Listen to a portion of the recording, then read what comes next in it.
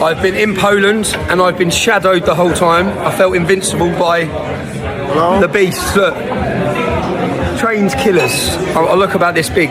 I felt invincible, so thanks, lads. Yeah, thank you. Cheers, man. Yeah. Thank you. I've literally had shadows everywhere I've been. To my room, Dominic has put on the most spectacular hospitality. We have ate like kings the whole time. And as I said, Dom put me on security for myself. And I felt, just saying a thank you to your security and a thank you to you, Dom. So much. Yeah. Thank you for being here, Tommy. We had an absolute fabulous time. Haven't stopped eating. Ate like a king. Poland is the safest country in Europe. One of the most beautiful countries in Europe. And do you know what? Let me actually read these now. Can I read them? Listen. Let me read them. I'll read them WhatsApp. So Dominic has been receiving non-stop messages. Read these, because this is the state of our country, yeah? Okay, read it out. Read it. Right, this one. Hi Dominic. I've been worried about how our country is going. I'm looking into places we could escape to. Can we come to Poland? If so, how do I do it? Poland is beautiful. I have a few Polish friends I've met through work. They're great people and hard workers. I can't believe our government are completely ignoring us. It's no longer safe to live here. I no longer go out at night. Constant worry and fear about my family and friends. I'm just looking into options, so any information would be great. From, I won't read her name, let me read the next one. Look, another one. Another one. Dear Dominic, I'm reaching out because I'm desperate for a fresh start. I've had enough of living in the UK and I've fallen in love with Poland, its culture, people and way of life. My wife and I, along with our 4 children, would like to move to Poland permanently and build a better life there. However, I face a challenge. I'm disabled. Just blah, blah, blah. Next one. There are so many. Look. Another one. Hello, Dominic. Please find a way for native Brits to resettle in Poland. I beg you. With Brexit, we're all trapped in this hellhole and we can't leave. Suggest a way for remote workers to stay, please. That's another one. There are so many. You are a legend and I thank you for your standing up. I thank you for bringing truth. I thank you for standing with Tommy. I'm from the UK and I'm scared for our future. I want to move to your country. My good friend Eric is leaving the UK to go back. I will visit your beautiful country in the new year. Keep standing strong. There are so many messages he is receiving every day of British people begging to come and live in Poland. What have we let happen to our country? Poles used to come to the UK. We used to be the land that everyone wanted to come to. Now everyone wants to run. Watch my latest video today on the event, on the nationalist rally today, where all the Poles are embarrassed, humiliated, worried, scared for us. We would welcome any Christian British. If you want to come legally, you can come. Look for your refuge. This is the time we have to fight for your land, for your safety. We have to fight for it. I feel sorry for you, Tommy. I feel sorry for the people of Britain. I really feel sorry. Like, you could witness how safe Poland is, how clean Poland is, how beautiful Poland is. I feel sorry for you. No litter. Oi, beautiful women. See you later. Tommy Robinson's trip to Poland wasn't just a visit, it was a statement. Every word he said was a contrast between 2 worlds, a proud, clean, safe Poland and a chaotic, fearful Britain. When he said, "I felt invincible here," he wasn't just talking about security, he was saying he finally felt free again, something he believes Britain has lost. As he read letters from British people begging to move to Poland, the irony was clear. 20 years ago, Poles moved to the UK for a better life.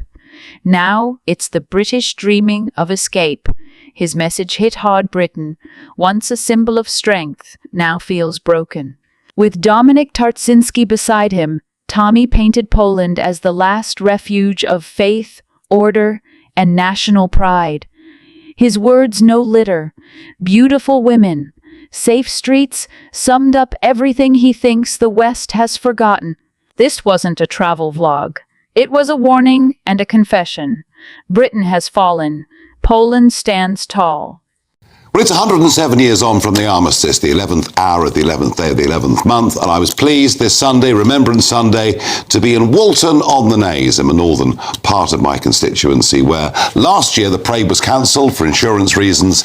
This year it happened. There was a very, very big turnout, and I was really thrilled to be a part of it, particularly as the little town of Walton honours one of its men who won a Victoria Cross, a machine gunner who, during the great German advance of 1918, turned to the rest of the machine gun crew and said, "Off you go, lads, I can handle this." So that was really quite something. So this was me on Sunday in Walton.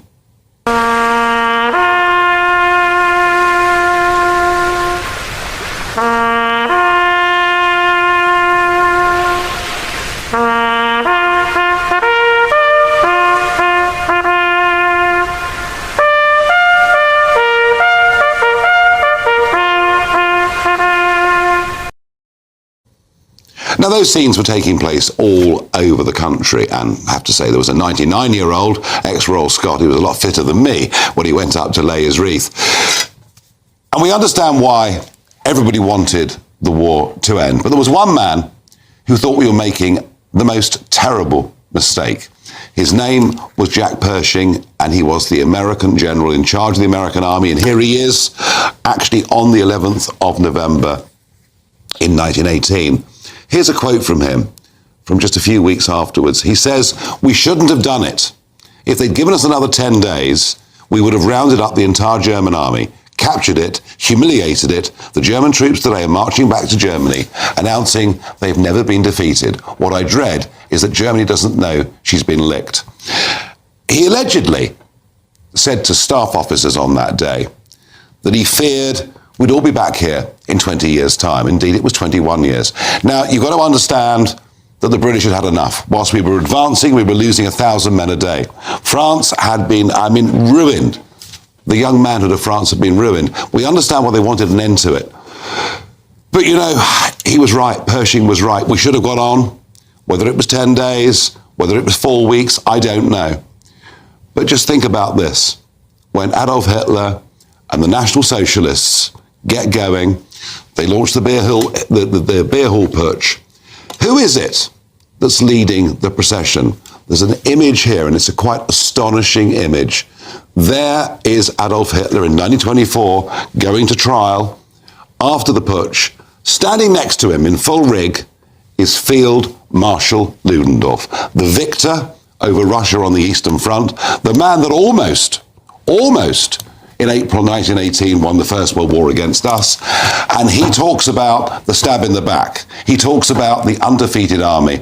And so I think that actually the armistice was a mistake.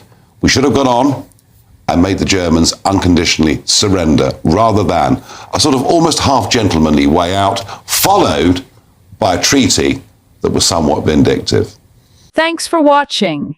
We'd love to hear your thoughts on the content. Share your feedback in the comments below. Don't forget to like and subscribe to stay updated with our latest videos. Also, join our free Telegram group, link in the description, for uncensored discussions on important issues.